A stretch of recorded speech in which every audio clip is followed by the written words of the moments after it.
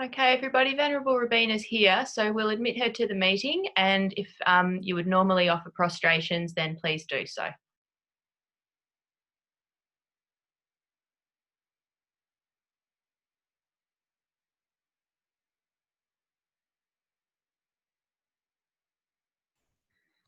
Hello there, everybody.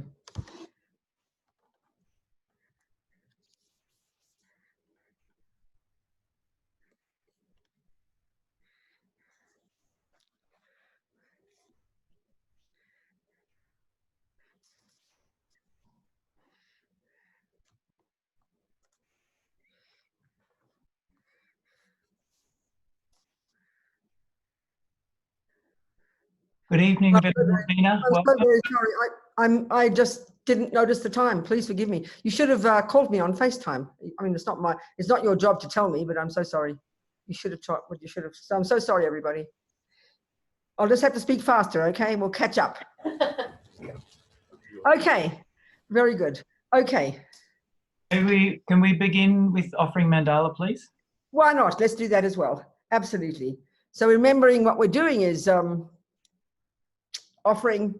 It's a very Tibetan thing. I mean, you won't find offering a mandala, I don't think, anywhere. But what it is really this, as I said, the idea that we're requesting something. So you offer something before you request. And because in Buddhism, obviously, everything goes on in the mind is important.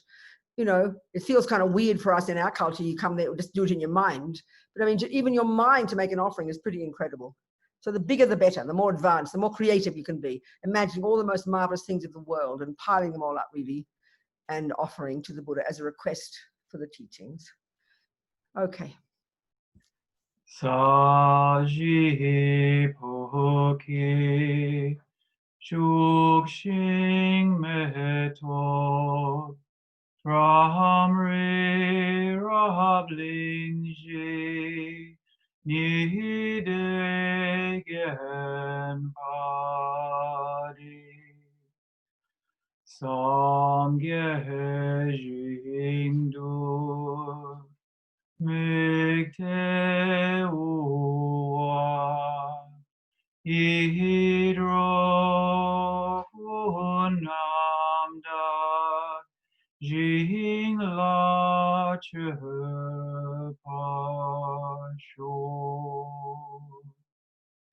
jetsun lama dampa kyenam Ichukukala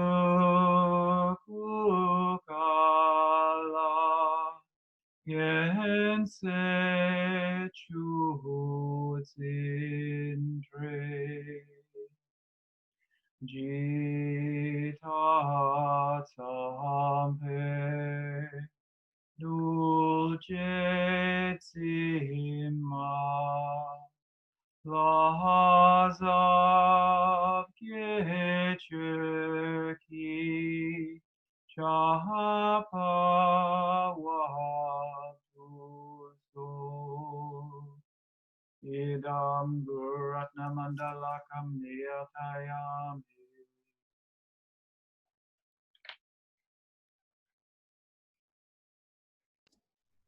So now we're reminding ourselves of our reliance on the Buddha, if that's what we already have in our mind, and then stating this purpose, our purpose. And I think when we talk about that today, it's something that we kind of know, but it's really, especially on the bodhisattva aspect of the path, it's really fundamental to everything we do. It's what the Tibetans would say, our motivation for what we do.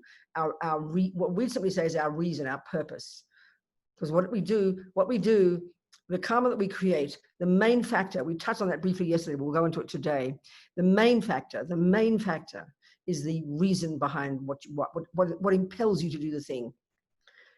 It's very logical. When we understand this, it's really quite a powerful way to see how we can transform every aspect of our life, you know. It's stating our motivation. So our motivation, we're sitting here thinking, we're going to listen to these teachings, listen to this advice, to take the advice that makes sense to us. We can't, Buddha's not forcing us. We're the boss here, not Buddha. Listen to this advice so that we can put it into practice, so that we can develop our own incredible potential, so we can help others. leading all the way to enlightenment. That's the kind of the long-term goal, thinking like that. Sangye charang soke chognam la jangcho baru dagni kyab suchi dagi chunyen gi personam ki rola penche sangye drupa sho sangye charang soke chognam la jangcho baru dagni kyab suchi dagi chunyen gi personam ki rola penche sangye drupa sho Sangye charang soke chognam la Jangcho baru dagni kyab suchi Dagi chunyen gi personam ki Drola penchir sangye drupa shok. Okay. Okay, so what we're talking about, this view of the Buddhas, this world view, this view of the Buddha, of the universe, essentially coming down to really, and it seems almost very simple, is how to get happy and how to stop suffering. And at the same time, exactly, speaking from another perspective, it is a method, it's an entire view, it's an entire world view, it's an entire view of how to develop wisdom and how to cease ignorance. And that sounds an odd one, doesn't it? But also, at the same time, exactly at the same time, simultaneously, another way, another doorway into Buddhism. It's a method of ethics. It's a system of ethics, you know. But the point is, as I said yesterday, and this is really the point, the essential point, is that they all come together, because why we suffer, Buddha says, is because we have misconceptions in our mind.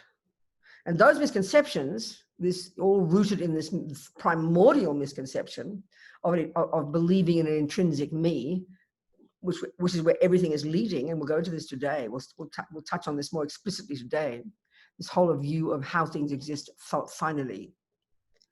So the method for getting happy, the method for ceasing ignorance, the method for getting happy is the method for getting rid of ignorance, which is the method of, which is getting wisdom. And ethics completely is inbuilt into that. These all come together. Like I said, we understand, we want happiness, there's no question in our culture. We all want happiness. The universe, one of the Buddha's fundamental simple points is every living being is driven by the wish to be happy and driven by the wish not to suffer, you know. But what he's saying is, because of the misconceptions in our mind, we're going in the wrong direction. Everything, in fact, not just going in the, I mean, literally everything we think and do and say is achieving the exact opposite. Is digging us even deeper into suffering. So of course, initially it's hard to see. And the reason, as we discussed yesterday, as we're taking the teachings at kind of this junior school, high school, university level, this level of teachings, it's not explicit in the beginning. In the beginning, the main instructions of the Buddha, he exhorts us to not harm others. So it's rooted in ethics. It's the starting point of all our teachings is at the very beginning, in the junior school level, the first scope of the teachings is all about ethics. Behave nicely, control your body and speech, don't harm others. But the fundamental reason driving that at the first level for the Buddha is because that'll stop you from suffering. The very bare minimum. You can't even really afford to start getting happy, really, really happy yet, but you can begin to cease sowing the seeds for more suffering. And that's where we start to ground ourselves. And that becomes the basis of all the rest of the teachings. You don't leave junior school behind. It built into high school, university, postgraduate. And we understand that. That's why that's such a good analogy I like to use, although it's pretty cliched. It's a really powerful one, because that's what's implied in this entire package of Buddhist teachings, in the way in particular that the Tibetans have packaged the teachings since the 10th, 11th century. And Buddha's even saying, so Buddha is saying, at this first level of practice where he exhorts us to not kill, not steal, not lie, this is why we need to really understand what's behind his exhorting us to do this. And this is where we have to understand that he's not a creator.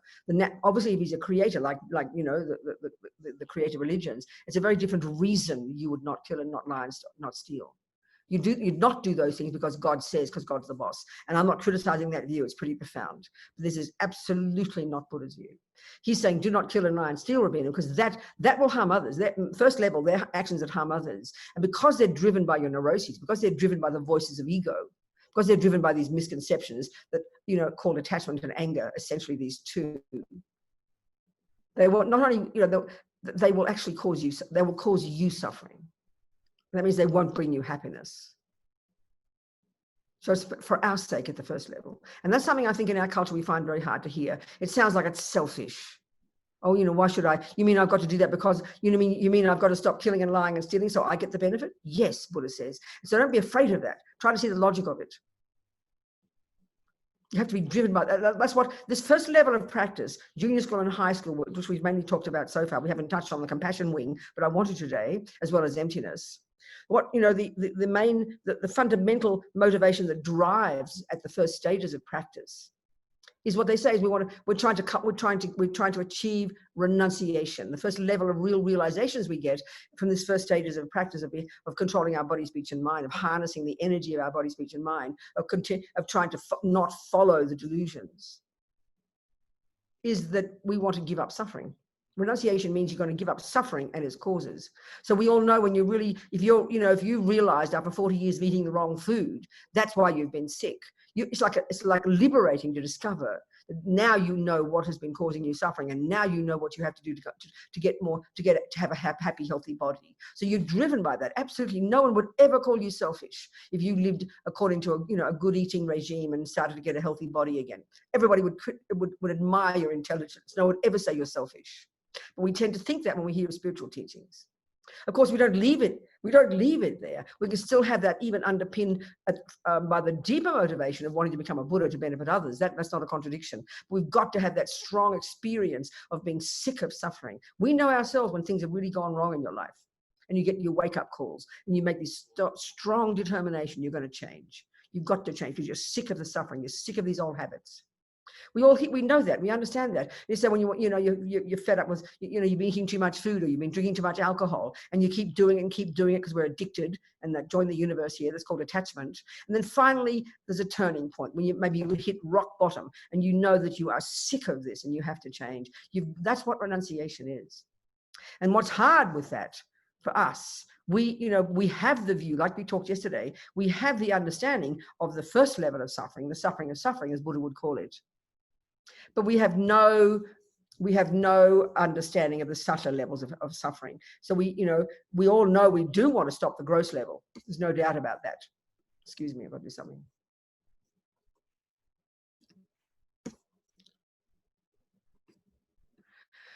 We're happy. This is the thing. We're happy to want to give up, the gross level of suffering, having bad things happen. But to think of the second kind of suffering, which is what we did talk about yesterday, and it's more subtle and harder to understand, which is giving up attachment. Giving up attachment, which is the cause of the subtle level of suffering. And then when we get to the most advanced level of the teachings, we want to give up the subtlest level of suffering by realizing emptiness and cutting the root of all suffering altogether. So it's kind of incremental, it's stages. First things first, then the second level. And we have to think about that one, because to hear that what we call happiness is actually a subtler level of suffering is initially quite depressing. And initially, that's where we really feel that Buddha's being quite punitive, Not even allowed to enjoy your chocolate cake. It's not like that. It's that we have such a deep misunderstanding of these states of mind that are, in fact, our Buddha's expertise, And then once we've achieved some level of renunciation at the first level, and have learned to stabilize our body and speech, and attempt to live in vows, and to live a good life, attempt to purify every day and have a good practice, which is already beginning to make us more happy. Because if causing suffering to others, which are actions that we do driven by attachment and anger, and then you start to harness your energy and cease doing those actions, you're ceasing doing the actions explicitly, but already implicitly you're working on your mind. You're not following attachment's needs. You're not following. You're controlling the servants of attachment and anger. That already can help lessen attachment and anger. There's no question about that. And all the other delusions, all the other things that pervade our mind. And then we get explicitly into working on the mind at the next level. where we really start to become our own therapist, as Lama Yeshe says. That's where we really become a Buddhist. That's where we start. You know, the first level of practice is just living good ethics. And forget the reason why you do it. That's common to the world. A good Muslim, a good communist, a good Buddhist, a good Christian, if they didn't talk about their viewpoints, would all be similar people. They'd be kind, they wouldn't kill, they wouldn't lie, they wouldn't steal. They'd all have good ethics. That's common to the world. Maybe the reason is not so common, the view of karma, you know, because it harms you. But then the next level is where we really become specifically Buddhist, this unique approach to the mind that Buddha has, which is quite different, you know, to the Christian teachings and indeed the materialist, philosophical materialist teachings about the mind, neuroscience and psychology. So if we completed this part of the path, if we completed junior school and high school, these first two stages, if we would then keep going and we would then begin to, once we've controlled our body and speech, live in vows, do purification, then start to know our mind, get single point of concentration, get shamatha, get, you know, incredible clarity of mind, unpack and unravel the delusions, even give up attachment, give up anger, then eventually we'd give up ego grasping, we'd realize emptiness. We would think about, because that's at that level of teachings actually, although in the Mahayana, it's taught at the final stages of the practice. Then what you do is you would achieve your own liberation. At some one life or other, in one life or other, you've completed the work of liberating yourself from suffering and its causes by realizing emptiness and then perfecting that realization. And then in one life or other, you've achieved your own nirvana, your own cessation of suffering. And because your motivation all those years, if you're on that path, you're going to graduate at high school, that's the teachings of the Theravadan teachings, the teachings you'd study and practice if you're in Burma or Thailand. And that is the goal. So you wouldn't come back. You'd be finished. And when you die, the Mahayana view would say your mind will stay in some subtle state of bliss. The Theravadan teachings say that your mind will cease altogether. This is one of the radical differences in the teachings, in the different practices, the different approaches to Buddhist teachings around the world. You know, the Mahayana would disagree with that. As His Holiness the Dalai Lama says, you know, the idea that your mind ceases altogether. He says Mahayanas have a problem with that. He kind of laughed. Because the Mahayana view is your mind continues. Your suffering has ceased. So you've stopped the cause of rebirth. You've ceased that you've achieved this cessation of suffering and its causes. Pretty amazing. But there's more you can do. So if you're on the Mahayana path, you might even have achieved that level of realization, but you still continue to be reborn. And that's driven by your motivation of wanting to become a Buddha, because you realize everybody's in the same boat. Everybody's suffering. How could you possibly stop? Everybody's suffering. And now you know the causes, and you know the causes of happiness. You can now continue to practice, accomplish bodhicitta, this outrageous aspiration to never give up wanting to benefit sentient beings. And then you become a Buddha, and you're happily able to manifest in different bodies throughout different universes, throughout different lives, as long as suffering exists. So we'll touch a bit on that part as well today. So we've only talked about junior school and high school so far. So the first level of practice is quite straightforward. It's not complicated. Good ethics. You know, do not harm sentient beings. And there's thousands of things we could say that, you know, will harm sentient beings, like, you know, but Buddha just articulates 7, this little list of 10 don'ts that he's got. He just states 7. That's pretty straightforward. And this demands discipline. There's no shortcut here. When we think of Buddhism, we don't think of that. We think of watching your mind. We think of meditation. We think of mindfulness. We think of, you know, but that's true, absolutely. But it's built upon a sound foundation of good ethics, which you have to start with, and an understanding of karma, as we've been discussing, you know.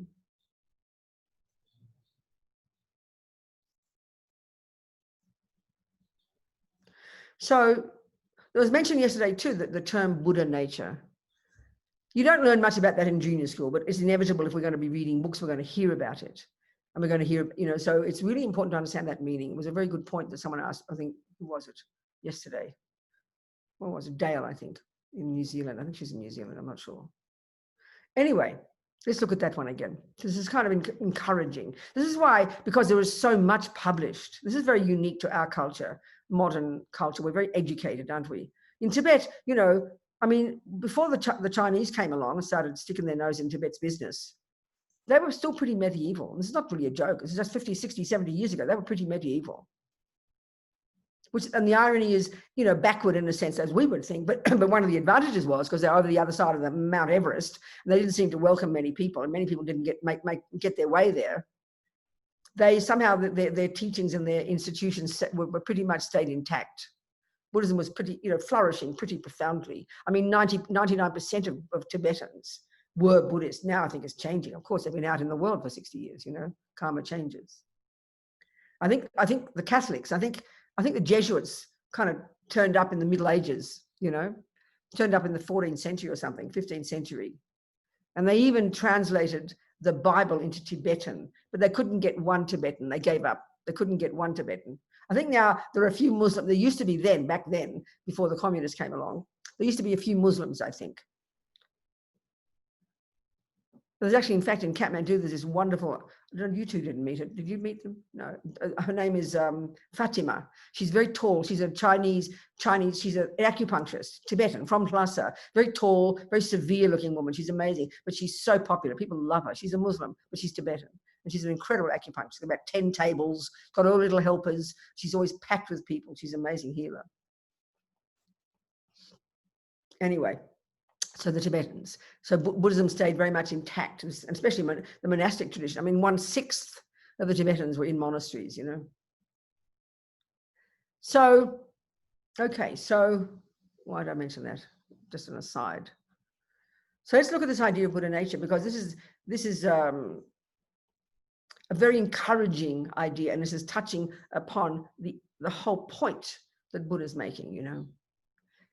The Buddha's view, he's found this person, this Indian man who lived 2,500 years ago, who'd come out of this extraordinary tradition before that, these amazing Indians with their sophisticated, you know, culture and spirituality and philosophy, and their extraordinary understanding of the mind. And they're the ones that invented this amazing, skillful psychological technique called single-pointed concentration, shamatha, which is now so popular in the West, which is marvelous. It's a living extant technique. It didn't die off, you know, and it's a central technique. It's so fundamental in Buddhism that one of the commonest mistakes that we have in the West, that's being a Buddhist, you know, when you sit down and meditate, which is kind of naive. It's not like that at all.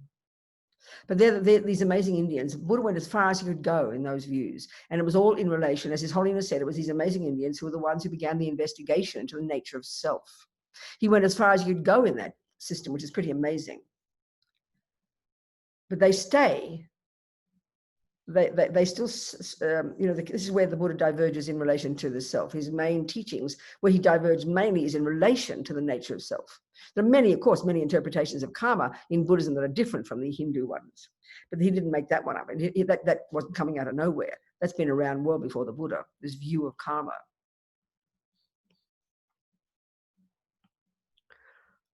But his main point that he diverges at is the view about emptiness, a view about the nature of self, the nature of the universe, the nature of, finally, how things exist. Finally, how things exist. And there's the awareness of this, the knowledge of this, the experiential knowledge of this, that's the key, finally, that's when we've cut the root of all suffering and its causes. Okay, so the Mahayana, Buddha's found his key point, and this again, like we said it yesterday, it's implied by that word Buddha, or the Tibetan equivalent, Sangye.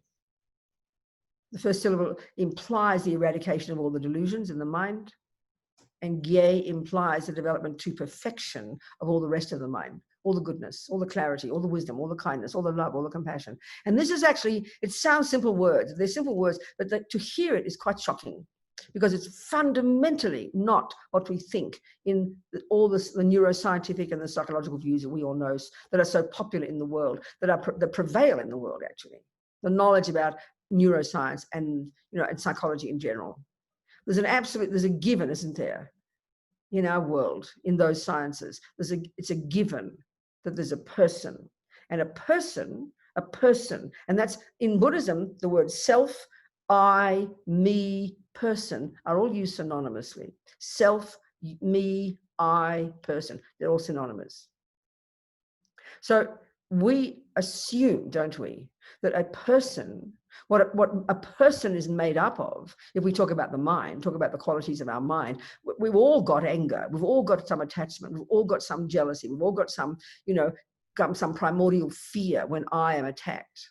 We've all got, you know, depression, anxiety. We know these words, we're intimately familiar with these words, but there's an assumption in our world, in our current views, that they are a normal part of a normal person. We give them equal status along with love and intelligence and kindness and wisdom. So we know that when we hear these words, we don't like the sound of depression, anxiety, jealousy, and unhappiness. We know immediately we don't like those. But there's no view in neuroscience and psychology that would assert that they can be gotten rid of. We assume they're a normal part of a normal person. So it's quite shocking. I mean, it is quite shocking to hear this initially. I remember quite a while ago, one woman was teaching, which is exactly what we do. She said she was so shocked when she heard this. She said, but you wouldn't be a normal person.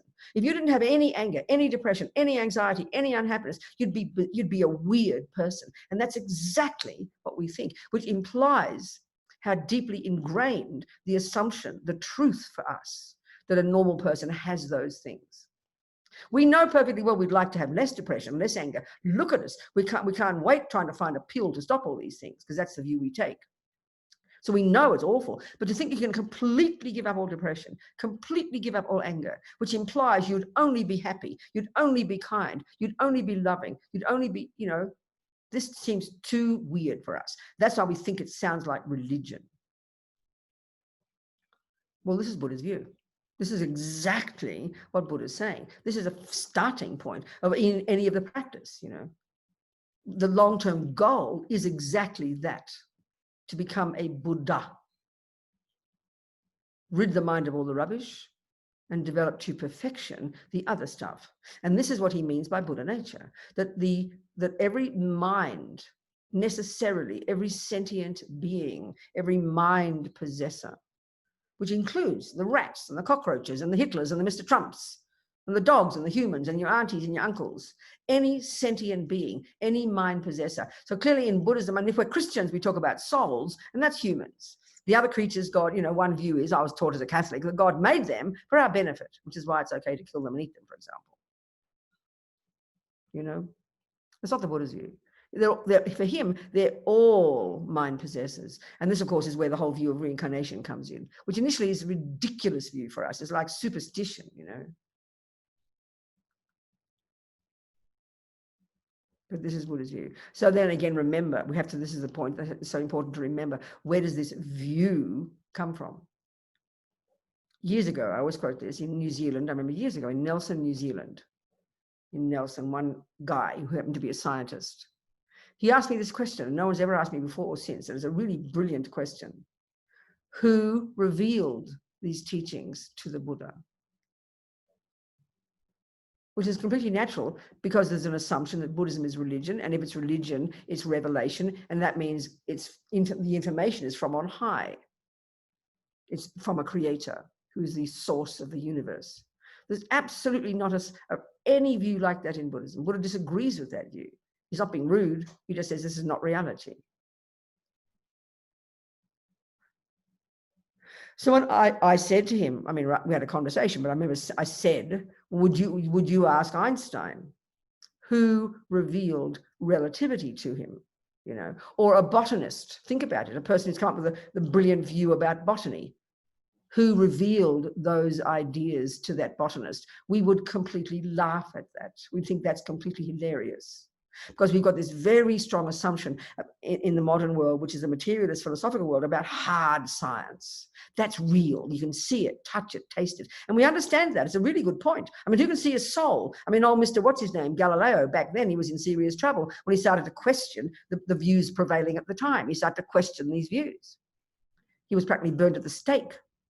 He was the beginning of this kind of checking and checking on things and not blindly believing. And if reality contradicts what you've been taught, then, you know, and that's what's interesting.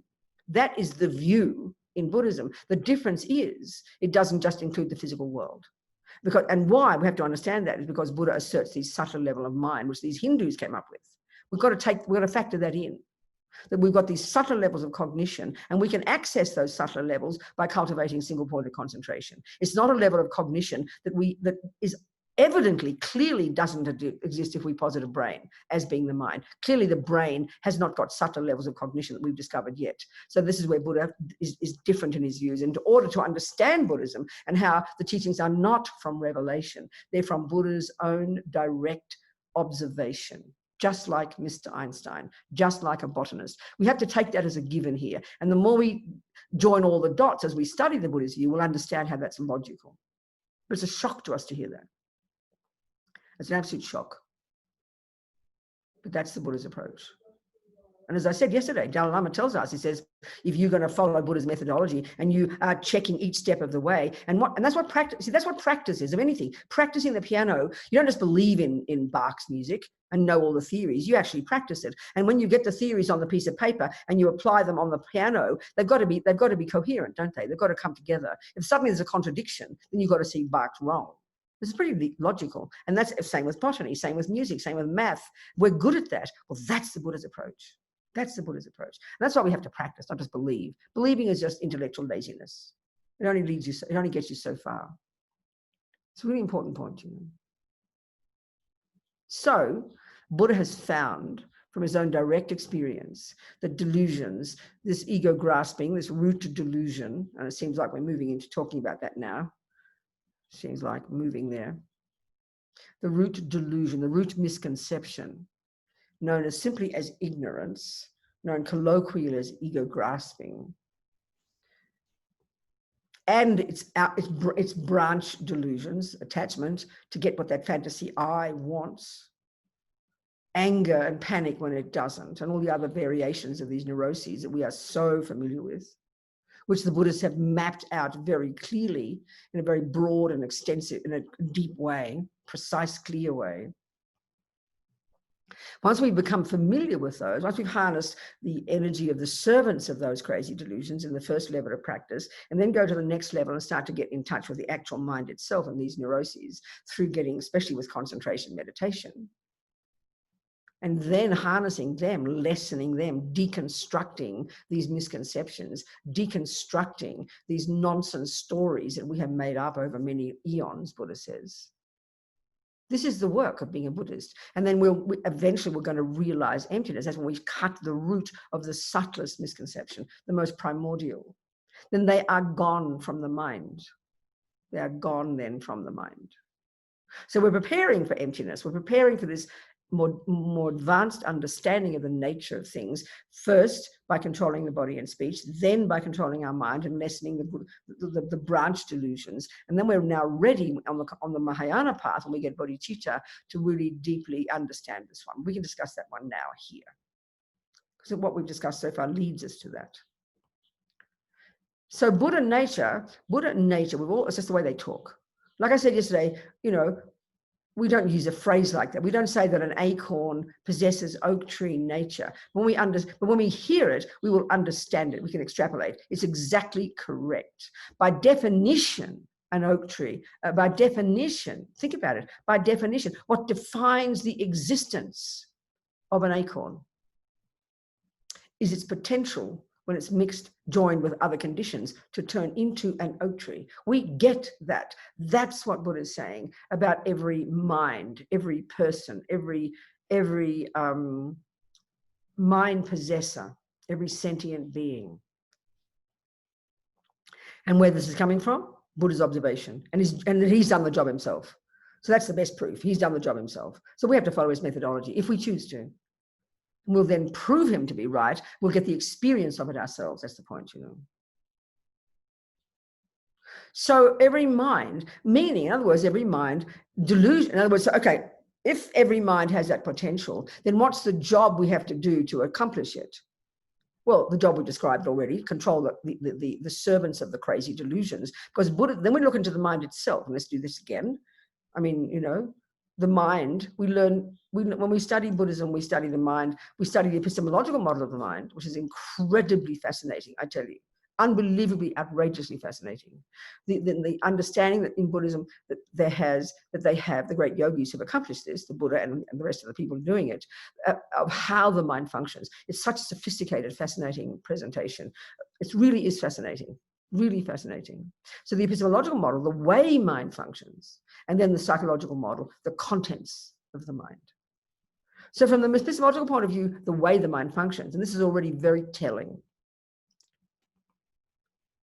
This is high school, but we're moving now towards understanding the deeper neuroses, understanding how to accomplish this, to activate our Buddha nature. The mind functions in two ways. There's different ways of presenting, you know, but the mind functions in two ways. We have sensory consciousness, we have sensory consciousness, and we have mental consciousness. Sensory consciousness and mental consciousness. Now, this is already very fascinating because sensory consciousness is the part of our mind. Remember, it's all mind. Mind and consciousness are virtually synonymous. They're used in different contexts. So sensory consciousness almost seems contradictory to us because we know we have senses, but what we mean by the sense here, we mean the eyeball with the materialist model. The eyeball is merely the physical for the Buddha. The eyeball does not see things. The ear and the drum and the bits and pieces, all the bits and pieces working nicely, do not hear things. There's a crucial point in Buddhism because consciousness or mind by definition are not physical. So sensory consciousness, eye consciousness, ear consciousness, tongue consciousness, taste, nose, you know, touch, the five senses. There is the body clearly, and along with the body, the different parts of the body, there is the consciousness, and there's those parts of our mind or our consciousness that function through the medium of the eyeball, the medium of the ear and the bits and pieces, the medium of the nerves and the thing or whatever, and the tongue and the nose. The consciousness is not physical by definition. So eye consciousness, which is mind, ear consciousness, and the five. Okay. We're not discussing mental consciousness yet, which is all the thoughts, the feelings, the emotions. That's the other way the mind functions. But we have to first make this distinction. And already this is super, super interesting, extremely telling.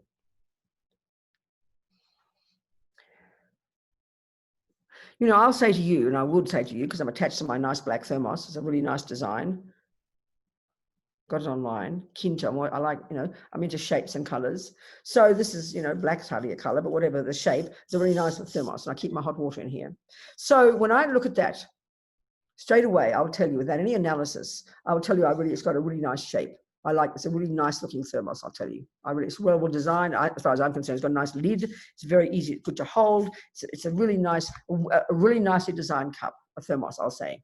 So what we will say is, my eyes are seeing a well-designed mug.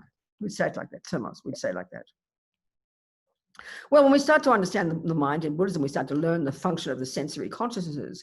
That's just not true. It's giving far too much power to our eye consciousness. And all the senses are the same. And this is an interesting point, as Lama Yeshe says, because in our world, you know, we give so much power to the body. As far as we are concerned, without any analysis, this big package is me. The body is me. And our sciences would reinforce that by discussing the brain and so on and so forth, and the genes, the DNA, the chemicals, blah, blah, blah. Well, Buddha says, of course, we're missing some major component. We're missing the consciousness, which is not physical. So that even a while takes time to really think about this and to hear, because finally there's no contradiction. And that's why these amazing conferences the last 30, 40 years, especially a group called Mind and Life. You'll see their website, mindandlife.org, American group. They've been organizing conferences between the Dalai Lama and his mob and the best brains of the West, you know, for the last 30, or modern scientists, you know, the last 30, 40 years. And incredible findings are coming out of this from these amazing conversations. You know, people have been so amazed by the knowledge that actually the Dalai Lama and therefore this Tibetan medical, the Buddhist system has, you know, which is coming from India before the Tibetans. So, we have a mind. So eye consciousness for the Buddha, the sensory consciousnesses by definition are profoundly limited in their capacity for cognition. This is a really crucial point to get. So then if it's not my eye consciousness that's cognizing a very pretty looking, a very well-designed thermos, what part of my mind is cognizing that? And in fact, what does my eye consciousness cognize? What do the senses cognize? Well, each of the senses is very specific in its function. They're profoundly limited in their capacity for cognition. Eye consciousness merely cognizes two things: shape and color. It doesn't know the name of the shape and the name of the color, but that's its bare bones function, is to cognize merely shape and color. So we have to ask the question, and this is the point. Well, if my eye consciousness can only cognize shape and color here, what part of my mind is cognizing a really well-designed thermos? Well, that's obviously the mental consciousness. And that, as the Lama Zopa puts it, that's where the workshop is. That's where all the problems are. That's where all our happiness is. That's where our potential is. That's really what we have to become deeply familiar with. And this, I would suggest, is the Buddha's expertise, his view of this part of ourselves, the mental consciousness. So basically what's happening, remember what I said yesterday, and this is a really interesting point to consider. There's not a, and especially if we consider that we've had countless past lives, that our consciousness is not, it didn't come a beginning. It didn't come into beginning in our mother's womb when it met the, when it kind of just didn't come out of nowhere. It does not come from a creator. They're both very weird ideas for the Buddha. Consciousness is its own entity. And it's got its own continuity. And if you track your mind back with perfect memory back to the first second of conception, which is where you'd get to inexorably if you keep tracking back, then you have to ask the question, well, where did my consciousness come from the moment before conception? Well, the egg was in mummy's body, the sperm was in daddy's body, we know that. So where did your mind come from? A previous moment of itself. It's not a very complicated idea. It's just not how we think. And that goes back more than a few weeks, and you're in a previous body, and so on and so forth. So if we consider the Buddhist view, like one Lama said, that it's like every second, any sentient being is experiencing anything, even without awareness of it, where like shooting a movie all day, everything gets stored in the mind, which is exactly why we can have memories. That's why we can have memories. And of course, that's why Buddhism says we can have memories of previous lives, which they call so-called clairvoyance, clear memory. And once you've accessed the more subtle level of your mind with a single point of concentration, you accomplish that, no problem. So every single thing we've ever thought and seen and done and said and heard and experienced is stored in our mind. My goodness, we've got plenty of memories in there, haven't we? But we can access maybe, a millionth of a percent of those. We can see even in this life. We can't remember 99% of today. And for you people in Melbourne, or Sydney, wherever it is, I mean, look at it. It's only, I've lost you again. It's like 10 in the morning, isn't it? Already several hours up, and you've lost 99%. If you had to account for every second of what you've done since you woke up, you'd fail miserably. This is very natural. It's really natural, because living at the conceptual level, which I'm going to talk about now, which we talked about already yesterday, we can't retain very much. It's very interesting, but we've got that capacity. We've got that capacity to harness this mind of ours in an amazing way. So everything's kind of stored in the mind. So when my eye consciousness meets this object, this shape and color, because since I'm born in this life, certainly we all know that we develop our taste, what we think is nice, what we think is good, what we think is ugly. We've retained those, absolutely. I haven't forgotten. I absolutely know that's a thermos. I don't have to look up Google and check up the shape and say, oh yeah, that's called a thermos. I mean, you've lost your memory, you have to do that. So we've still got lots of memories. So what happens is the millisecond, and this is really, the mind works so fast, we can't even imagine it. And we're not talking the brain here. We're talking the cognitive process itself. The millisecond my eye consciousness meets that shape and color in and I mean this, I always laugh, and it's true, quicker than Google. I promise you. He says in 1.5 a second you've got 1.7 million something. Well, the consciousness is even more powerful than that, and that's something that's an absolute given in the Buddhist understanding of the mind. It's unbelievably, brilliantly, ingeniously clever. That's why we have to harness it and understand it and become in charge of it. That that millisecond I see that shape and color, out of my mouth will come the words, wow, that's a nice looking thermos, So that's a concept. That's mental consciousness. That's mental consciousness. That's what I've accessed my memories. And what's in the mental consciousness is at the level we function at now, they're all concepts. This is something fundamental to understand if we're going to understand Buddhism. But our trouble is in our culture, when we say conceptual, we think up here and we think science, music, learning how to cook, conceptual thoughts. We don't give them any kind of flavor. And then we'd say emotions, pointing here. We've got these two separate parts of ourselves, completely different sets of parts of our mind. Yes, they're different, but there's fundamental similarity for the Buddha. They're all conceptual stories. That is a nice thermos, is a concept, is a thought. is an opinion, is a viewpoint. So then there I am, shaking with anger, shouting at Jason, crying, tears coming out of my eyes big as saucers, freaking out, shaking, and words vomiting out my mouth. I hate you. You are evil. You are the worst person in the universe. You are the cause of all my suffering. Guess what? That is also a bunch of concepts. But it happens to come along with a lot of physicality, a lot of shouting and yelling. And that's where we have to understand these neurotic emotions, as well as the positive emotions, why they've got that extra component. Because when you boil it right down, if you know, for example, I always use this example, it's a very good one. If you recorded me shouting and yelling at Jason, when you see me, you see these tears, you hear the shouting, you see the body shaking. So we say, oh my God, she's so angry. Look at that, so much emotion. But if you wrote it all or wrote down those words, and then another one of you who doesn't shout and yell, but you know your mind quite a bit, and you know you've got lots of angry thoughts, but you don't express them, but you wrote down your angry thoughts. Think about this. You'd have 2 pieces of paper, and you didn't have names on them.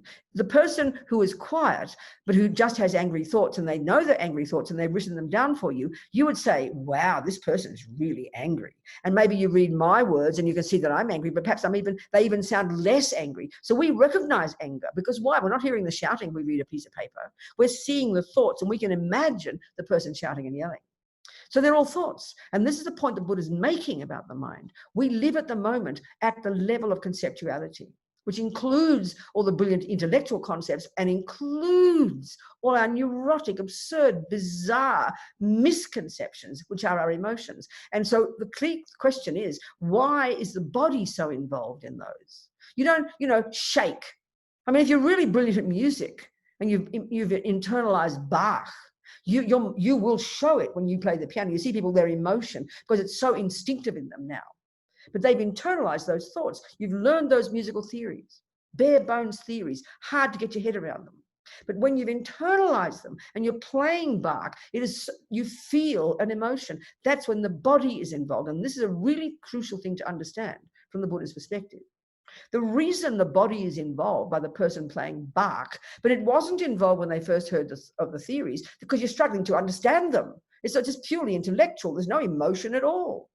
But as you've internalized them and you've perfected those thoughts, you've perfected those theories, then you can access a subtle level of yourself where you have the emotion. Or in other words, when the body is involved, which is the emotional component, that's because we're familiar with those concepts. So clearly you can deduce, if I'm shouting and yelling, then I can tell you, since I was a little girl, I shouted and yelled. My mother didn't have to teach me how to be angry. I came into this life, programmed with it from what? Guess what? Having practiced it before.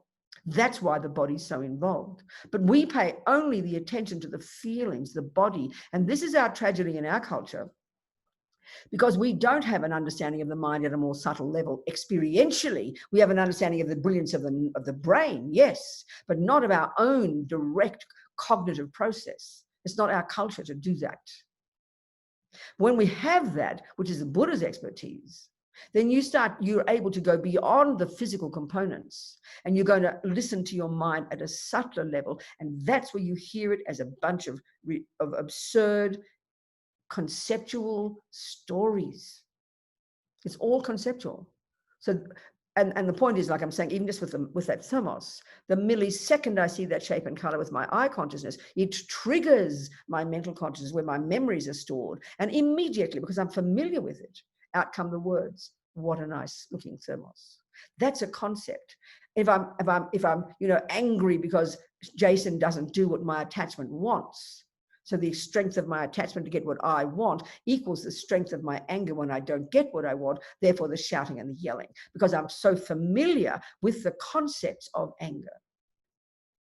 And why have I had anger? Because I'm familiar with the concepts, the stories, the conceptions of attachment. And why do I have attachment? Because I'm familiar with the concept of ego grasping, the root delusion that posits an intrinsic me, which is the most primordial of these misconceptions, deep in the bones of our being. We come into this life programmed with these.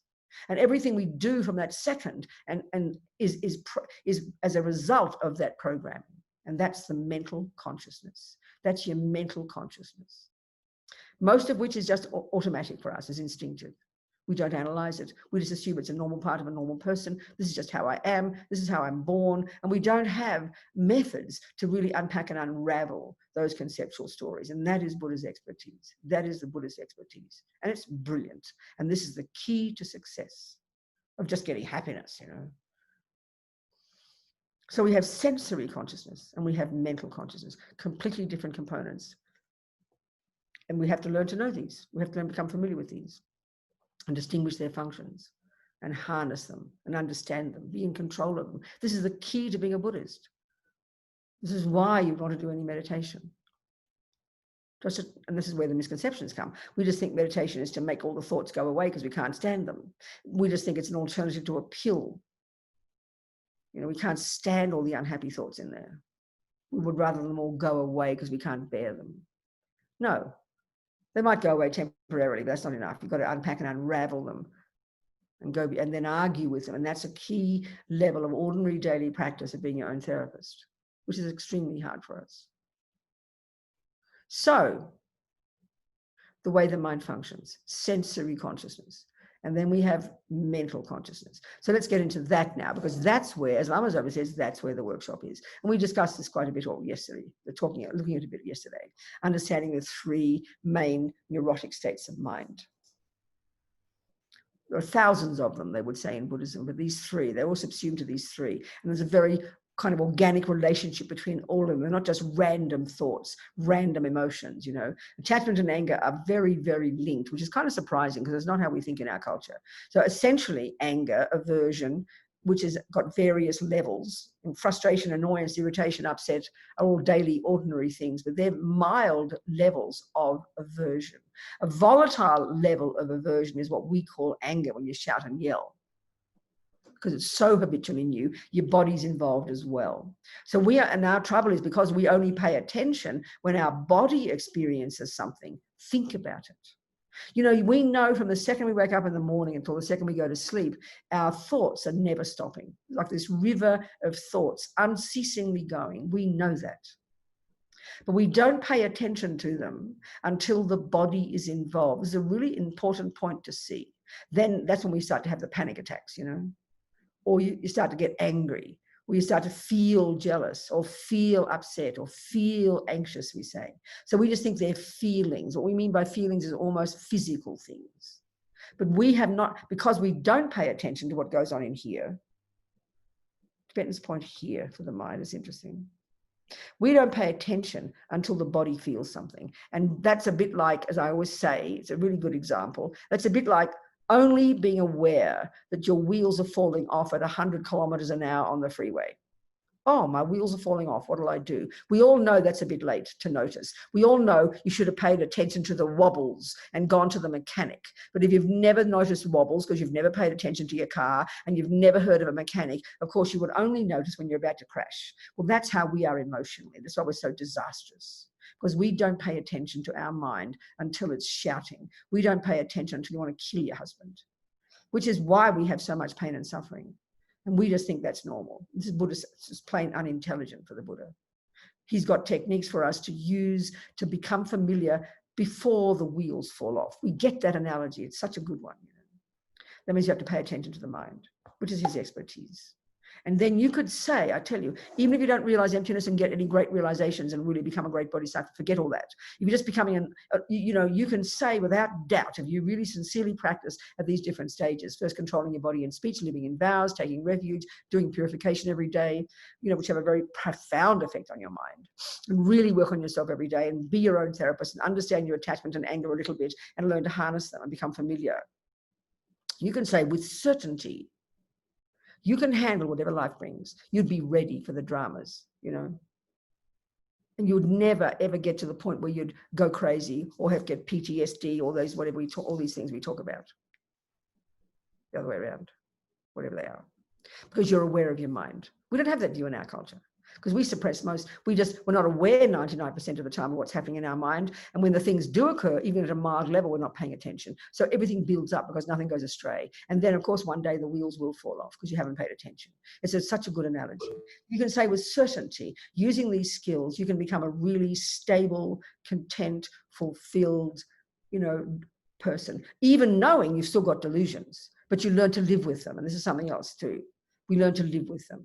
We learn to live with these things, and we know they're very old habits. But because we've got attachment can't stand them, so we always get distressed. And we rush off to the therapist and check back on what happened last year and 10 years ago to try and find the needle in the haystack, thinking that that'll help me get rid of my depression or anger or jealousy or anxiety. It helps, no question. But part of the problem, I mentioned this is one aside here, I want to go to emptiness in a minute. One of the things I said yesterday, which is a crucial part of our state and our stages of development, that we become more familiar with our mind. As soon as we start being conscious of our mind, we're going to become more familiar. And often the commonest thing is we think we're getting worse. No, we're not getting worse. The wobbles aren't getting worse. Just you're finally noticing the wheels wobbling now. And so we haven't paid attention till now. So now we're going to start paying attention. But part of the thing is we are working on it, but the wobbles take time to change. So those unhappy feelings and the distress and the anxiety and never feeling satisfied, that's natural part of an ordinary mind. But we tend to think, oh, I'm mistaken. It shouldn't be this way. What am I doing wrong? I'm practicing. I should be better by now. You're doing the work. You're doing the work. You just got to be patient. That's all. It's like that you put an acorn into the ground and you wake up next morning and get depressed because the oak tree is not there. The problem isn't because there's no oak tree. The problem is you've got the wrong expectation. So we have wrong expectations of our own progress as soon as we start working on our minds. Having the anxiety, which is there, which is a natural part of the mind, until you hardly realize you're going to have it. But you can learn to work with it and live with it and not give it so much power. That's the skill we have to learn. While you're applying the techniques, you're going to see the results in the future. You can't get results immediately. That's just insane. So anyway, we control our body and speech. We then begin to control our mind. And now let's get to the ultimate control of the mind, where we can learn to get to the root delusion, the root misconception. So let's look at how all anger, attachment, and jealousy, and anxiety, and pride, all these things we know are painful, how they're misconceptions, because it's quite surprising to us to think they're misconceptions, because we think they're physical, we think they're emotional. What do you mean conceptual? They're emotional. Well, it's just the body, that's all. That's just the body. That's not the mind at all. It's just the consequence of the mind, because the body and mind are intimately connected.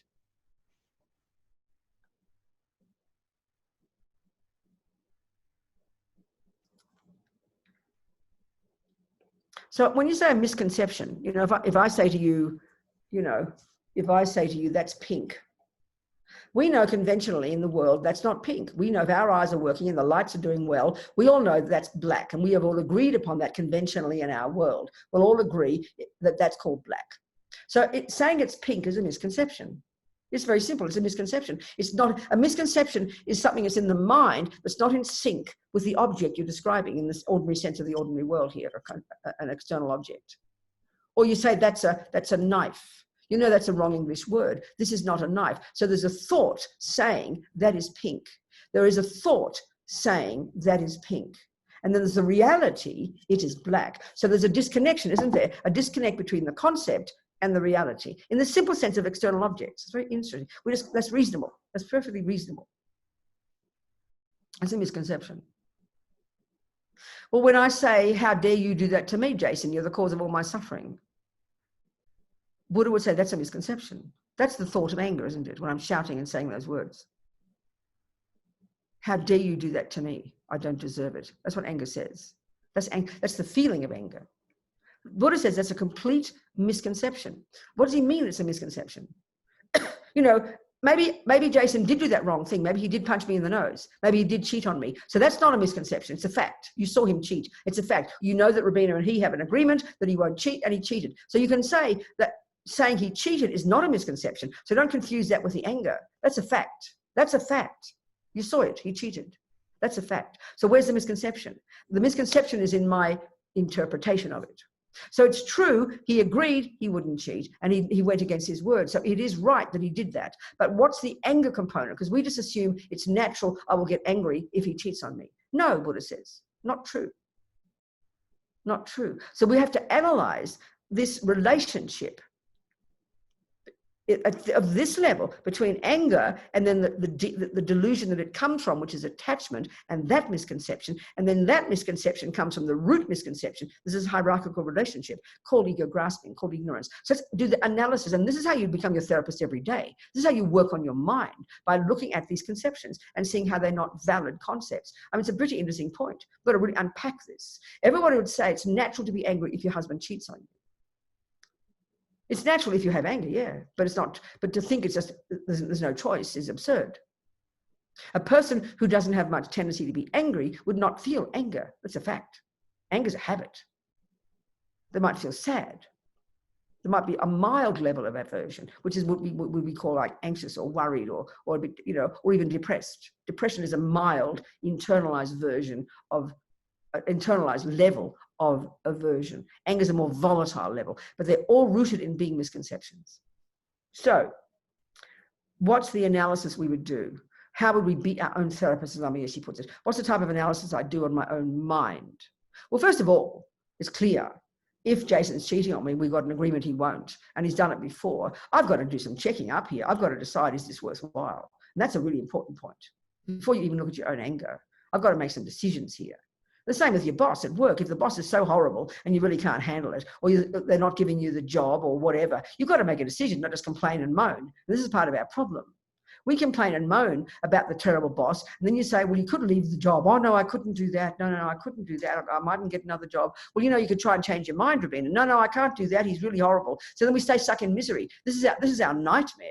Well, not only do we realize we can change the job, or I can leave Jason, we don't even realize we can change our mind. So we stay stuck in misery because we take all these emotions for granted, and we don't think we have a choice. This is why we suffer so terribly. So if I can't handle Jason, if it really is too much for me and I realize there's no more benefit in this relationship if he keeps cheating, then of course it's common sense. Leave the man for God Almighty's sake. And this is why 99% of people have all their misery and suffering, because they don't leave. They go back like a moth to a flame. This is part of our problem because we're unconscious. We blame the other person. It's true, he did cheat. But we remain in this victim mentality, and we keep going back like a moth to a flame and keep blaming him. And then keep thinking, we might think, he really does love me after all, He might change one day. But the main one is we don't have an awareness that we can change our mind. This is the worst suffering. This is why it's so good for me when I talk about my experiences of people in prison who they don't have the luxury to leave those concrete walls. They're stuck there. So they've got no option but to change their minds. That's why my friends in prison are such amazing practitioners, the ones who've chosen to be Buddhists, because they know they can't get out of that prison. They know they can't change that place. They know that. So they change their minds. But we don't know that. We might as well be in prison. We don't know we don't realize we could leave Jason, and we don't realize we can change our mind. Because they're the only options. Basically, there are two options when it comes down to it. Cut to the chase. That's it. But we rant and rave and get upset, and I keep going back home, and I keep complaining, and I get yelling and depressed. I'm not criticizing us, but that's what we do. Overwhelmed, outrageous, how dare, I feel defeated, I feel absolutely devastated, I feel abandoned, I feel like he's cheated. I mean, we don't know why we're really suffering. We think that pain is caused by Jason. It is not. He's merely a catalyst. This is so outrageous to think this. So this is the analysis we have to do if we're trying to be Buddhists. If you do decide to stay with Jason, you do decide, it's your call. There's something worthwhile there. It's okay. Maybe you've got to have a conversation with him. He's got to be prepared to try and change. Okay, you give the man a go. So if that's how it is, and you make a decision, then already you've got a good starting point. Then your work is on your mind. Then your work's on your mind.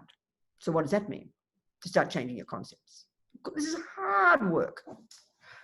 So the first level is the anger. So we have to analyze that. If we take the view of karma and we take the view of the mind, the way Buddha talks about it, this is the type of analysis we have to do. If we choose to. Well, it's true, I say to myself. And this is between me. This is not with him. This is my inner work. Being my own therapist. I've made a decision. I'm going to stick around. You've got to do that. You've got to make a decision if you're going to stick at the job. You don't just go like a lemming. You decide, I'm going to stick at that job. I'm going to work with this. I've got to try and get some benefit from this work, even though it's not the best. Even though the boss is a creep. You've got to decide that. That's pretty powerful already. And if you can't handle it, you go. I always joke and say 40%, it's not a joke, But 40% of the women on this planet who get murdered are murdered by the bloke in the same bed. It's not against men. This is showing the hopelessness of our minds, how we don't have any choices. We don't think we have choices. That we would have 40% more women on the planet among those who are murdered. Because you think this is ridiculous, I'm not going to stick around, go off. And this is the suffering of the victim mentality. This is the suffering, and it's not criticizing anybody. It's showing how hopeless we are. It's showing how caught up in blame we are and how unaware we are that we have choices. And so it's a hard level to get to. It's already a fairly mature person who can decide that. Look at us, no wonder we suffer. So let's analyze, using this Buddhist view of karma and the mind, how do you work with anger? What's the work you do? Well, you've got to be aware, first of all, beyond the shouting and yelling, that it's a conceptual story. It's a belief system in your mind. And what is the belief? Listen to it. Listen to it. The essence of anger is this shock, this outrage. How dare he do that to me? Listen to it. That's the essence of the pain of when someone hurts you. How dare he do that to me? I don't deserve it. This is such a profound statement, I tell you, and can be unpacked perfectly using the Buddha's view. But it's the hardest job in the world. Because why? Because we believe in that concept 1,000,000,000%. So what that anger is coming from is absolutely the one beneath it, which is the assumption called attachment that I only deserve the good things. That's the view of attachment. It's a deeply held assumption, a conceptual story, a belief that I only deserve the good things. So of course, anger is this pain that I don't deserve that. So just discussing these two alone, these two assumptions alone, based upon the view of karma, it clearly has no logical basis. It's got no logical basis. This is so outrageous. This is the analysis we need to do if we think we're trying to be Buddhists. And forget about whether it's your boyfriend or your husband, just the person in the shop who's mean to you. Look how the hurt arises. We say hurt, it's anger. How dare she do that to me? It's exactly the same analysis, but it's just milder level of it, that's all. Or the person in the traffic who jumps in front of you. How dare he do that to me? The first one that comes up, isn't it? So the assumption is I don't deserve bad things, which is based upon the assumption I only deserve good. This is so clear. So let's analyze that and argue with it, because it's not a valid concept, Buddha says. If you take the view of karma, it's blatantly obvious. If the view of karma is that I've got my mind goes back and back and back, and if I've got the karmic connection with Jason, or the woman in the traffic, whatever level, just it's not a random event, then you can't say you don't deserve it. I mean, that's a heavy concept. We make that concept up. Buddhism doesn't use that. We use that. It's like heavy, it's like punitive. You deserve it. That's why we can misunderstand karma. Oh, well, if you caused it then, Robina, then you deserve it. It's so heavy talking that way. That's how ego thinks. But if there is karma, if the view is, and every single thing I experience is a fruit of what I've done in the past, this action of Jason cheating on me is called experience similar to the cause of an action I've done in the past similar to that. It's pretty obvious. So if you really have karma internalized, which is, a struggle for us, but if you're born as a Tibetan, this is just in your bones. It's been around for their 1,200 years in their culture. It just goes without saying for them. It's just inbuilt into their view since they're born, just in the same way that, the neuroscientific view and the materialist view is built into us, in our mind since we're born, and it's all around us. So these are the assumptions we take as a given. Well, this is why it's always really excellent to use extreme examples. I think of my friend Jigdrol, this Tibetan. It's like 30 years ago or more. He was telling me at Kopan, our monastery in Kathmandu, he'd escaped from Tibet. He was 17 when he became a monk. He said his parents had like 13 children. They decided they'd make many Tibetans. They couldn't get ahead of the game, of course, because there's about 10 times more Chinese, I think, than Tibetans in Tibet now. Anyway, he was a monk when he was 17. And interestingly, he was part of the first, this mini uprising in 1987, actually. Since 59, it was the first really mini uprising. And it was all the young monks and nuns who were the radicals, who were the ones who were demonstrating. They're the radicals, So naturally, when we think of somebody demonstrating, we think anger. How dare they do this to us? We're going to go against it. And we're angry. This is a very natural, so inbuilt and ingrained in our view of the mind and in our own sense of who we are. It's a very natural thing to feel, as we say, how dare they do that? We don't deserve it. That's what we mean by anger. When we see victims out there in the world who are suffering at the hands of horrible people, the first thing we have is compassion for them. But the view we have is, how dare those horrible people do it to these people? They don't deserve it. We've got that view. That's our view. We're all, you see, if we think we're all born in our mother's womb, created by our mummy and daddy, we all didn't ask to get born, which is what we really believe, then it is correct to say that. That's a valid cognition to say, I don't deserve it. Because you can check back in your life and you can see that there's nothing you've done to deserve that, communist person bumping you on the head. Let's say. You can say that. And that's why we have the view of I don't deserve. If we look into our life and we can see we did nothing to that person, it's a very valid concept. It's really correct to think that you don't deserve it if you assume you began in your mother's womb. This is the premise, If you really do believe you began in your mother's womb, then you did not ask to get born. You're absolutely right. And they did throw you out on this planet, and they did make you, and they gave you anger, and they gave you jealousy, and the world seems to be giving you things that are unfair. So no wonder there is anger. Anger is a correct concept, if that is true. And that's what our anger is based on. It's increased by that assumption that I didn't ask to get born. Absolutely clear. But the Buddha disagrees with that. He says, no, you did, in fact. You created yourself. You set yourself up for every single experience you've got, every moment of happiness and every moment of suffering. But interestingly, we only think about deserve when it comes to the bad things. So all day, all our life, Jason's been kind to me and nice to me and loving and hasn't cheated and has been a good husband and has looked after me and kind and supported, and I take it for granted. And this is the interesting point. I've taken it for granted.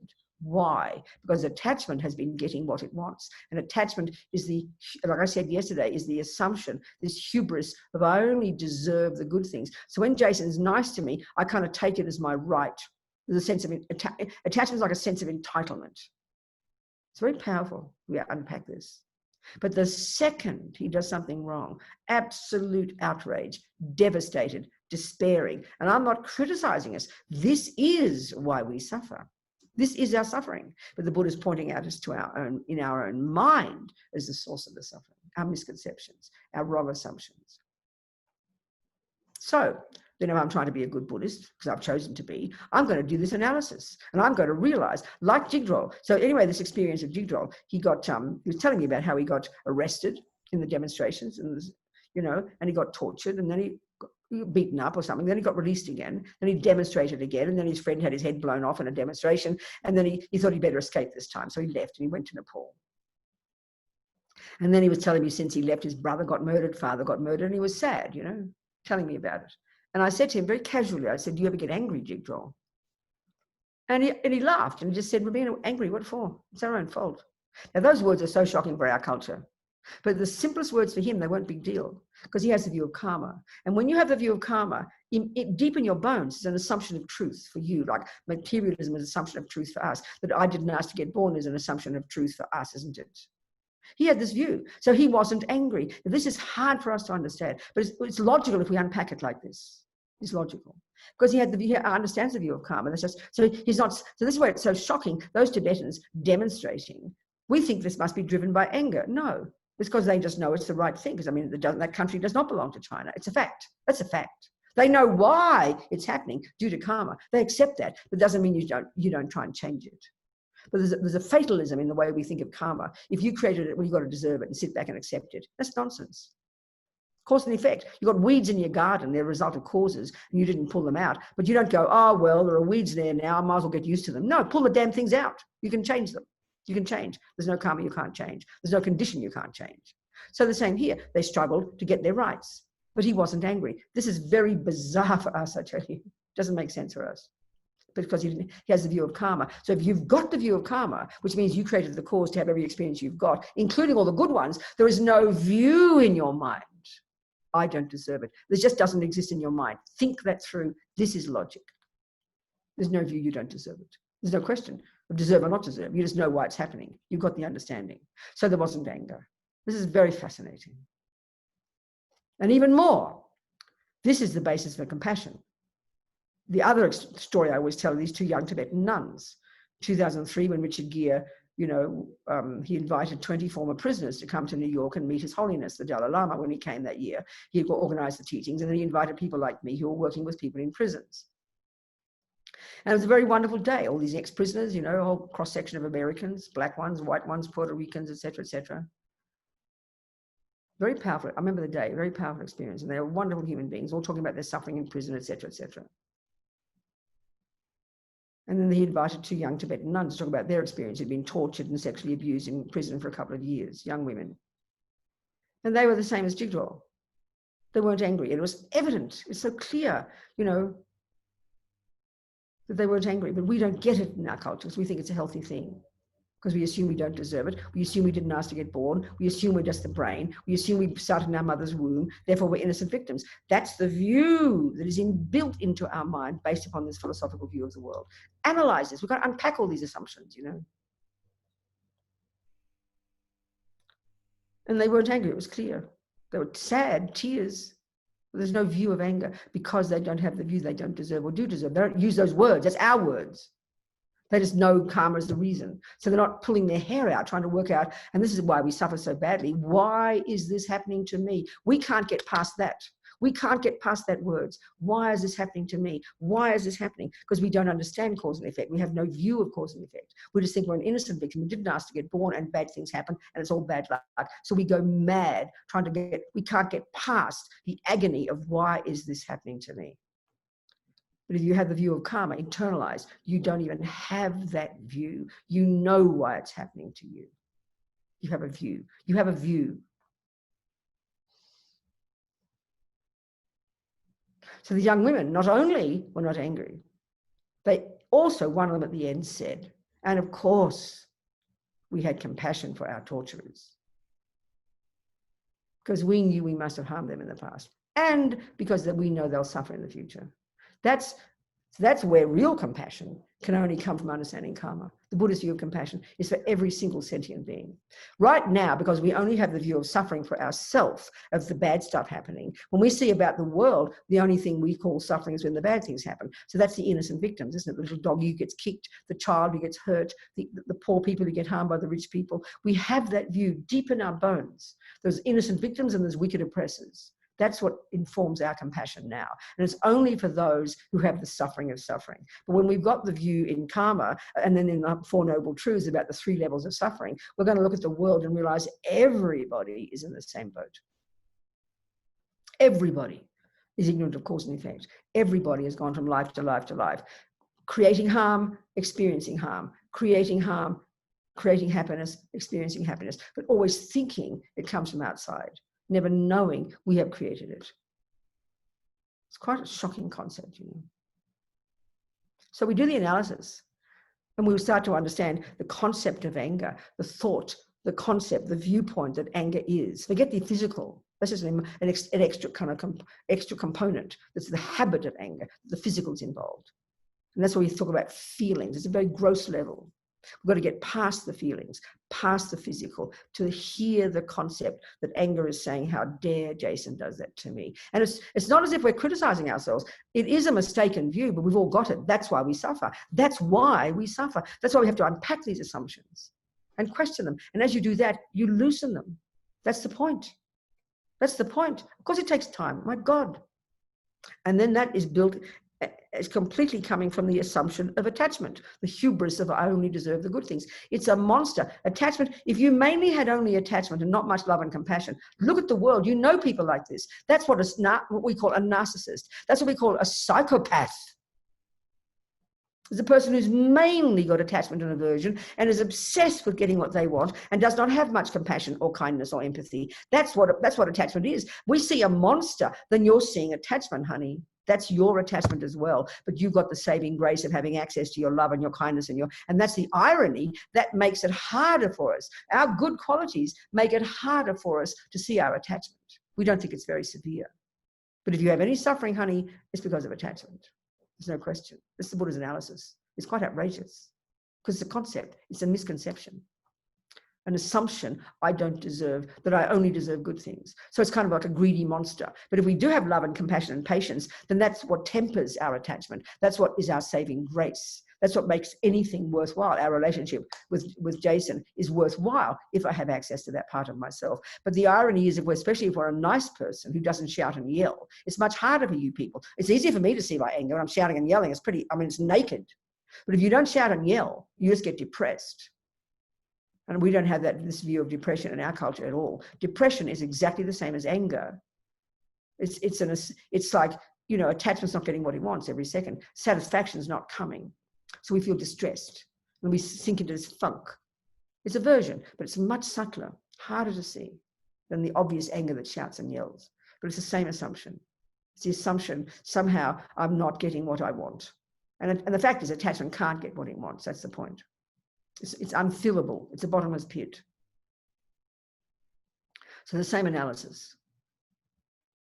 So anger is the assumption, aversion is the assumption I don't deserve. So if it's depression, it becomes kind of sad and self-piteous. I'm not being horrible.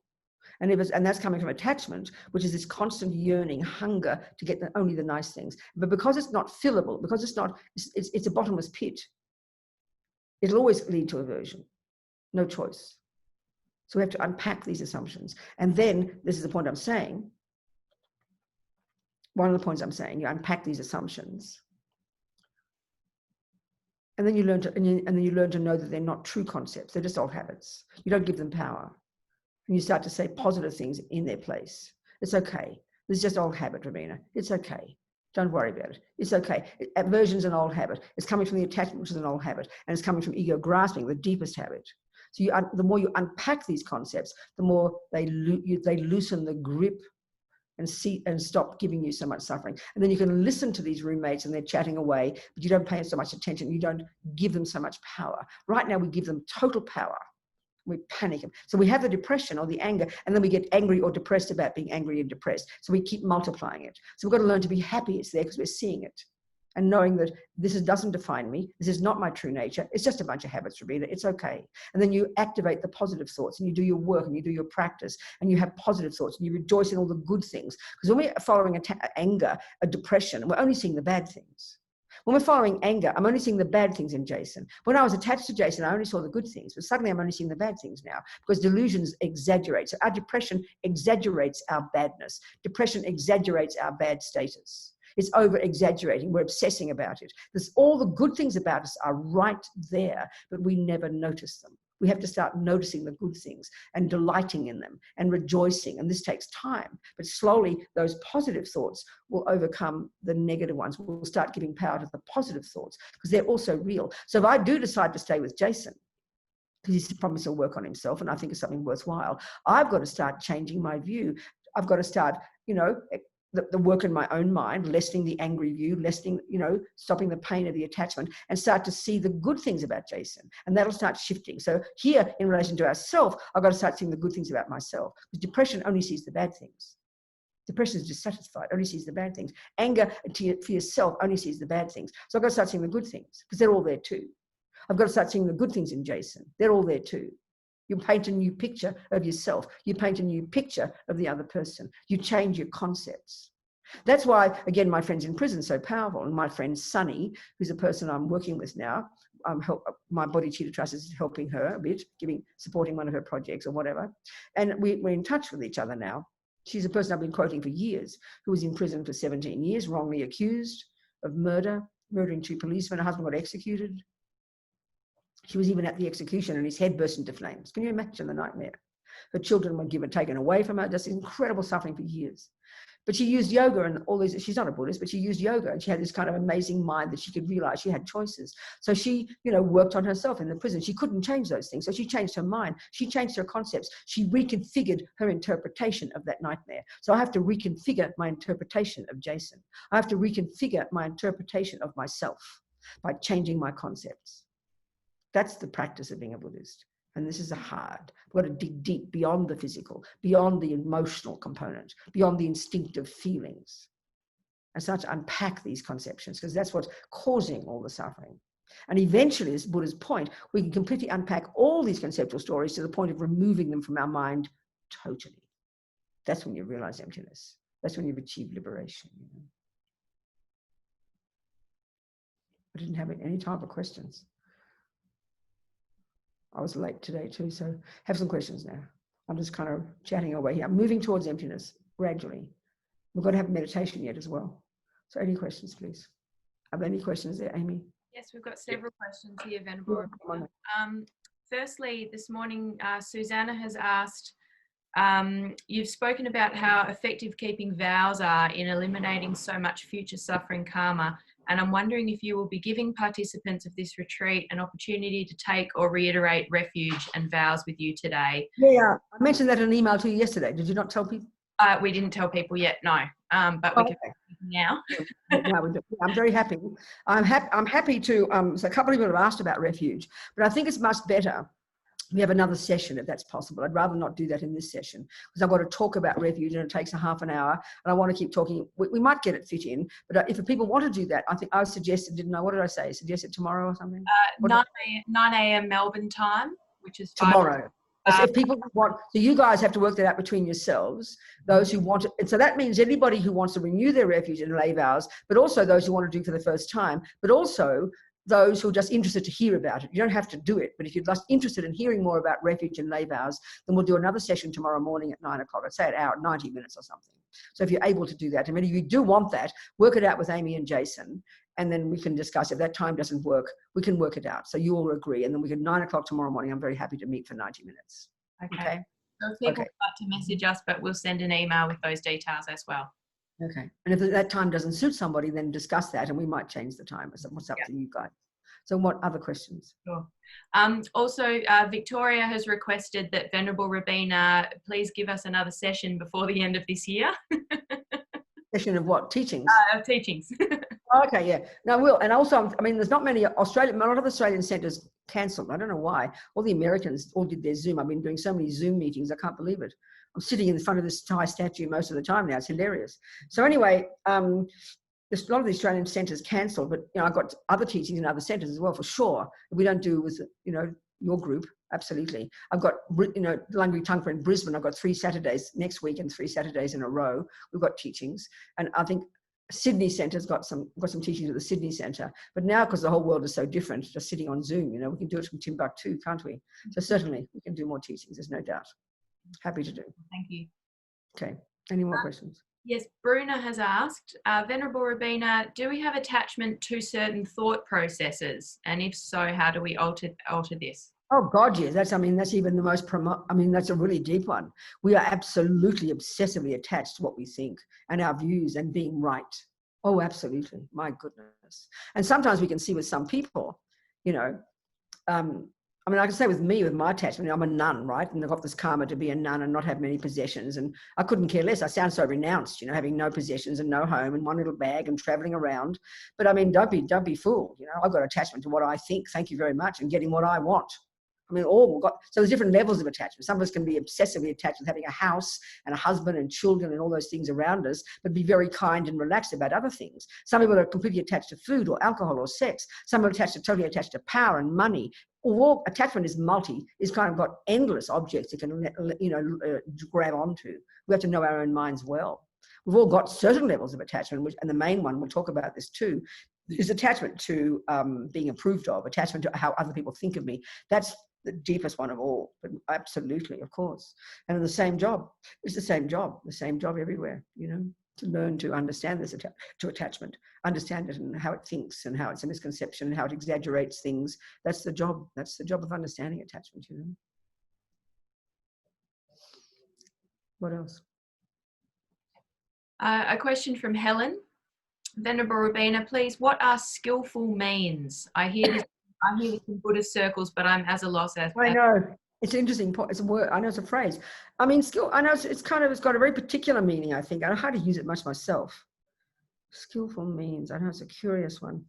I just think it means, in ordinary meaning, you just be wise, using wisdom and in situations. Your skill, it's got a particular meaning, but I don't use it much. Skillful means. It's curious. Yeah. I just think in an ordinary sense, it just means being sensible. being wise. If you're trying to help a person, you've got to be skillful in how you help them. Be wise and know their mind, understand what they need. So just barging in, like, you know, skillful means just using some wisdom in what you do. I mean, I don't know the definition exactly. I can look it up and come back and tell you later. That's how, I mean, I don't use it much. A question from David Bruce. He asks, where is the boundary between healthy desire and attachment/ego grasping? I understand exactly.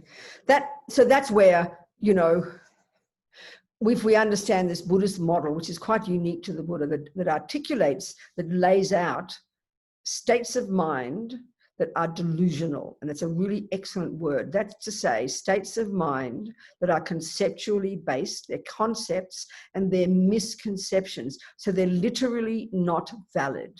Not valid, not in a moralistic way, but like saying that black is pink is not valid because it's not true. So saying anger, the exaggeration of the angry concept of how dare you do that to me, I don't deserve it, you are evil, is an exaggeration of the truth. Attachment over-exaggerates the deliciousness of the chocolate cake and its power to make me happy. So in that literal sense, it's a misconception.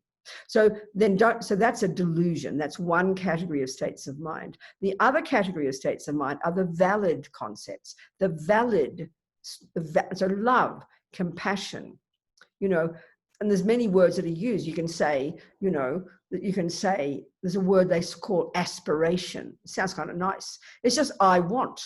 Aspiration is like a nice wanting. I want to get enlightened. You know, to say you aspire to being a murderer, you wouldn't use those words. So aspiration is you know, you could call it a virtue, and it's how you're using it that it makes that you understand it. So you aspire to become a better person. You aspire to become a doctor. So you wouldn't say I aspire to become a murderer.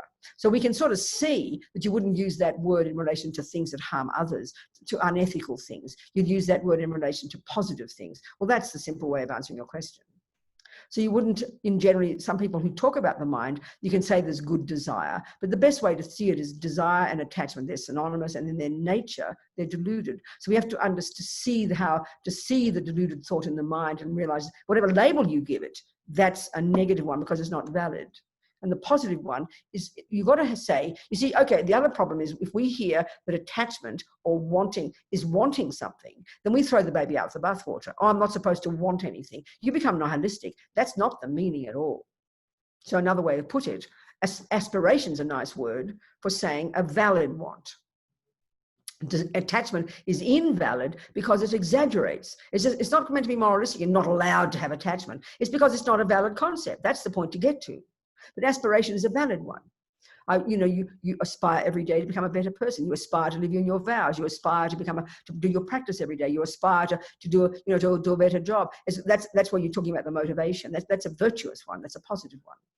So we have to be able to see the difference in our mind. And then we learn them theoretically to see the difference between the definition of attachment and the definition of a valid wanting called aspiration, for example. So it's in the character of the thought that's the key to understand. Does that make sense, I hope? Yes, thank you, Robina. Oh, good, darling. Good, David, thank you. What else there, people? Questions? Yes, Eleanor has asked, what about a 15-year-old grandson who will not listen to advice? He's on the spectrum and has his own view about how things should be, and he smokes dope, and I get angry with his behaviour. Of course you would, yeah. On the spectrum, I can't stand all these awful Western words. I'm so sorry. It's okay. I understand. And what it means is being on the spectrum, as they say. It means he's got lots of attachment to get what he wants. That's really that kind of thing. That's the kind of one. You've got strong attachment to what you want. And there's not much awareness of other people. Lots of attachment to get what he wants. Absorbed in himself. It's called being selfish, really. But also probably very intelligent. That's very common. And of course, lots of attachment. That's why smoking dope, trying to get happy, and not interested in anybody else's view. And there he is, 15 years old, living in your house, eating your food, using your room, paying nothing for his real estate, and then complaining and moaning about everybody. I mean, we understand. I remember 15 very well. So, honey, it's your boy, and he's living in your house. You can't chuck him out. If he's 18, you can chuck him out. But, mummies put up with it. I mean, I get shocked about mummies putting up with their boys at the age of 47. Or, then I think when they're talking about their boy, and I think he's 15, and they tell me he's 47, I think, well, you've got a problem. You better throw him out by now, 15, unfortunately, you can't throw him out yet.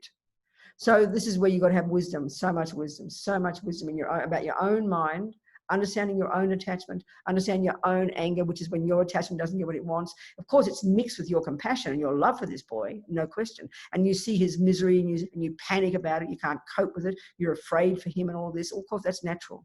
But you've got to be, talk about skillful means, you've got to be so wise, because you know you can't change him. You know you can't make him different. You know giving him lectures won't help. So you've got to know his mind well, give him a long leash. And then, you know, but the other thing is too, and if you could tell me about this, and let me ask you some questions. I mean, you want to talk to me, or you don't want to be secret? Who is the person who asked the question? Eleanor. Are you here, Eleanor? Are you here, honey? Eleanor? Where are you?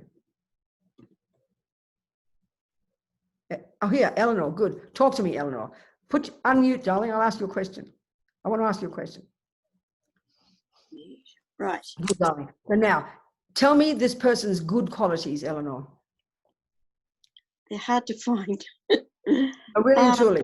Try and tell me something. Now, this is important because this is the point. This could be, if we're talking about a person who is a bit, you know, is really seriously mentally ill, then and we can't say, then you've got to really, one answer would be one. But if sometimes you can have a lot of good qualities as well. Can you not tell me any? Okay, let me ask you some questions. Does he lie?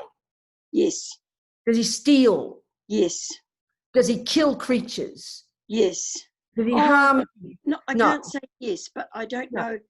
Yeah, I try to not harm other people. Is he abusive, and does he harm people? No. Okay. Yeah. What are some of his good qualities? Try and think of his good qualities. Is he intelligent? He's intelligent in a different way.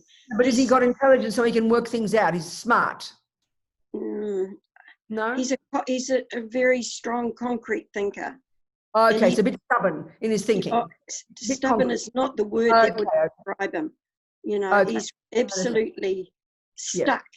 Yeah. Okay, I hear it, darling. So that means strong ego grasping, which is a very strong sense of his concrete sense of self, strong attachment to get what he wants, which means not much empathy with other people, strong anger when he doesn't get what it wants. Yes. Okay, then, darling, he's called a samsaric human being. And you know you can't change him. But you have, is he living in your house, or you know yes. him? He lives in your house? Yeah. Oh, my goodness. So life is tough, isn't it?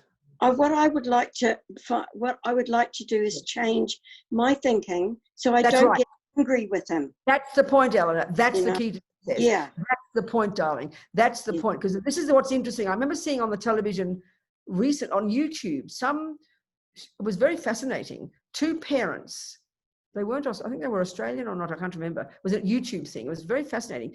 And their child, their daughter, seemed like really mentally ill, raging, screaming daily. And the mother couldn't stand the child.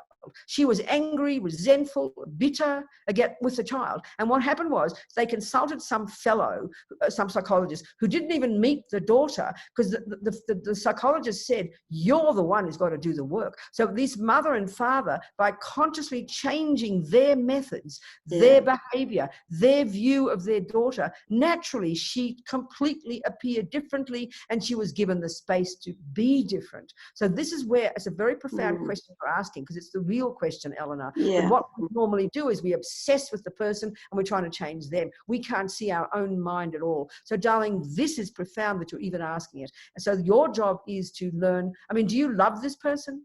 Absolutely. Want him to be happy? Yes. Yes. Okay, darling.